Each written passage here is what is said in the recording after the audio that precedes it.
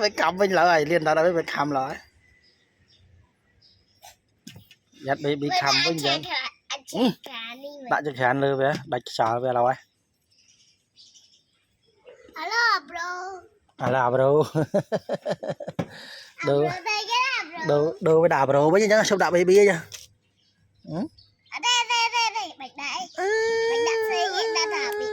đà baby à cây nó lại chai rồi mà nhiều với chiếc chặt đặt nó lại chai cây nè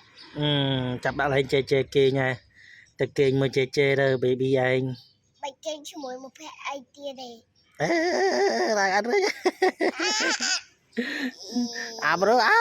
bro đây bát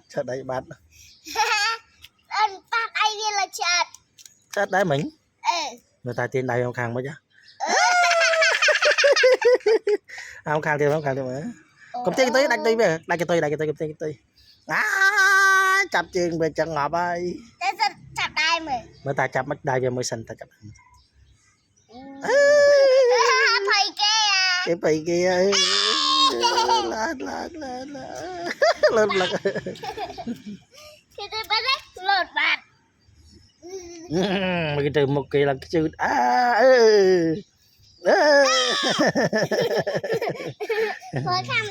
hồi cảm đáy à baby ơi cảm đáy chê ơi khơi chạy mà đã khăn ai má cầm cu chè rồi à